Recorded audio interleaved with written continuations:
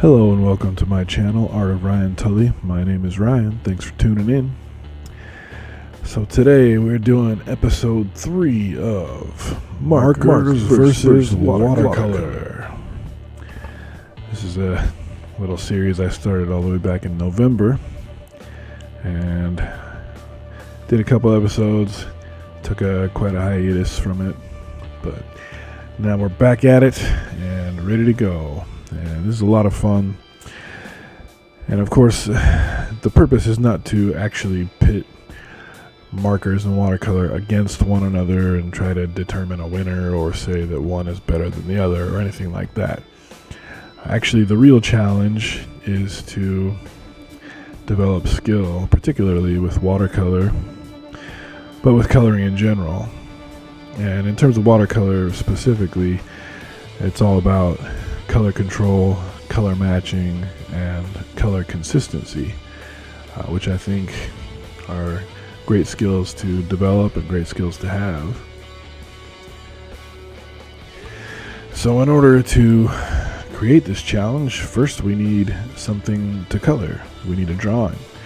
So as you can already probably tell by the thumbnail and the title, I'm going to be drawing Wolverine, the classic comic book version in the yellow and blue suit. Apparently we might get a movie someday with the yellow and blue suit. Who knows, things being as they are in the film industry right now, but of course there are already pictures floating around. But anyway, this is the comic book version. So I'm going to draw this first with pencil and then with ink, as I usually do. And of course I have to avoid using my Touch pen, which is not waterproof, sticking with Tech pens for both sides. I could use it on the marker side, but I'd rather just be consistent and use the Tech pens all the way through.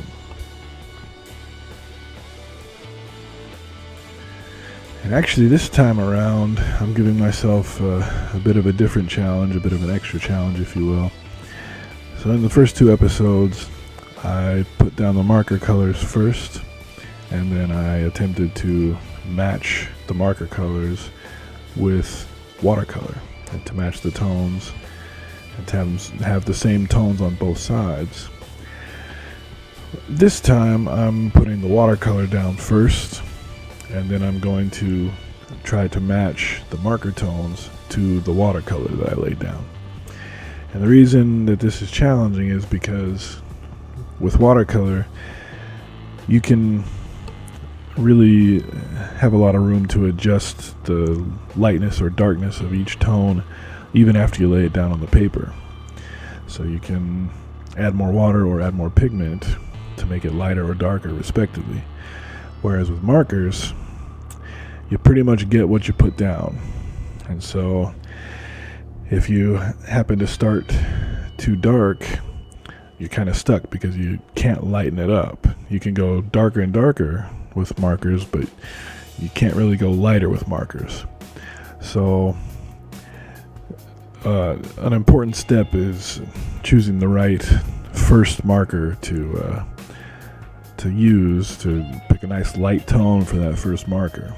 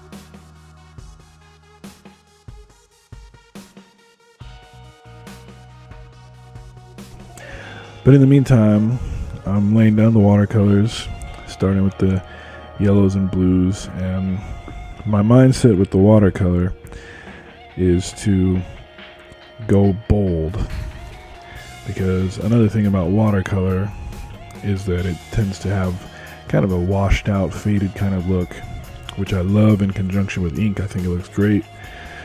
But markers, on the other hand, tend to lay down very boldly and a lot more dense and vibrant in the color. So knowing this going in, I wanted to give myself a better chance to match the tones on both sides. So I really tried to go pretty heavy with the pigment on the watercolor side. So yeah, I'm going pretty heavy with the yellows and blues and making sure to add a lot of pigment in there. And then same thing with the skin tone. I definitely started with a much darker skin tone than what I normally use. Normally it's very light for the first layer, and then just slightly darker for the shadow tones. But two areas where I kind of struggled a little bit were the red for the belt, and then the wing on the mask, and the stripes on the torso are actually supposed to be black. Start with the belt though. The red is always problematic for me with watercolor. Even if I do try to add a lot of pigment, it somehow just never quite gets dark enough. But I just went with what I had. And then as for the mask and stripes that are supposed to be black, for whatever reason, I'm never really comfortable going straight to like jet black. So what I did instead was I went for dark grays, and you can see I actually had to go over it several times to get it dark enough. But I think in the end it looks pretty good.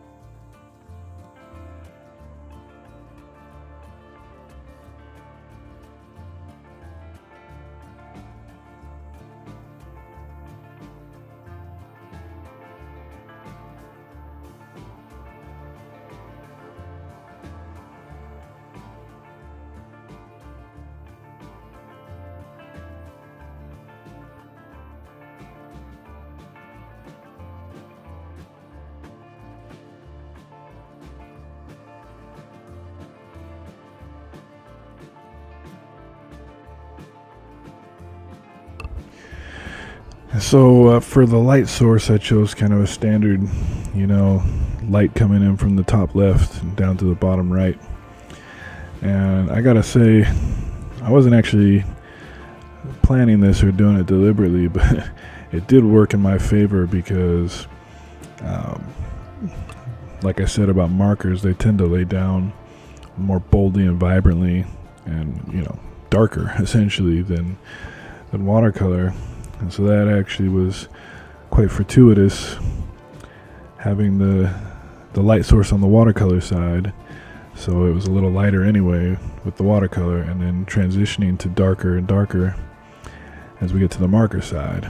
And of course, just by following the light source, I was laying the shadows down a little heavier on the marker side anyway, but overall it really creates that variation and that gradient, if you will, from light to dark, from top left to bottom right. This is actually a fun opportunity to paint Wolverine with watercolor. because I've done a few drawings of Wolverine, and of course I did one during Inktober, which I ended up completing with markers after the fact, and I'll link that video. So I've drawn Wolverine with the yellow and blue suit and colored it with markers, but this is only the second time that I've been able to use watercolor. And I did an illustration for fun a couple of weeks ago of Wolverine, which I didn't film or anything, but it was sort of like a practice run, and I was able to use watercolor on that one. So there was some familiarity going in on each side, the watercolor side and the marker side.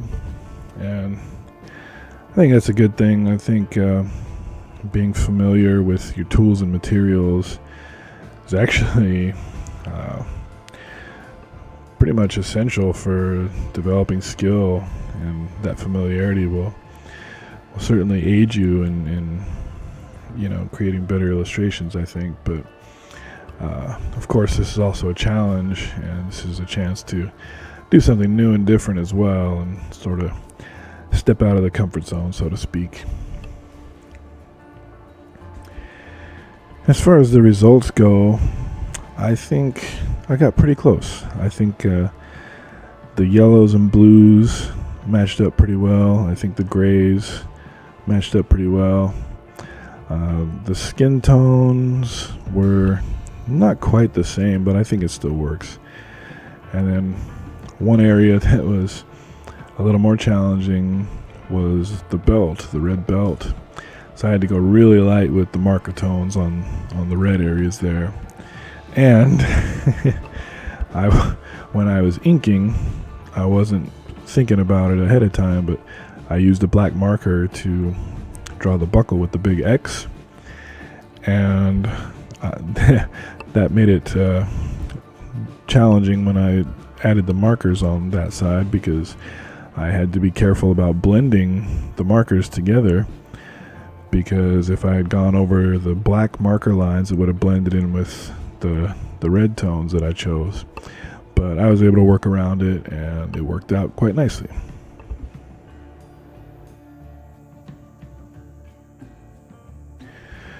Alright, so here's my markers versus watercolor illustration of Wolverine in the yellow and blue suit.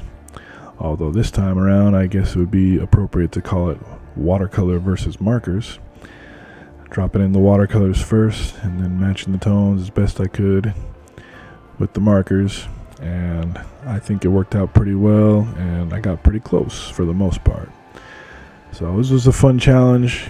I highly recommend anyone who's interested in watercolor to give this type of thing a try, and I think it will help you develop some skill in terms of color control and color picking, color matching, and color consistency.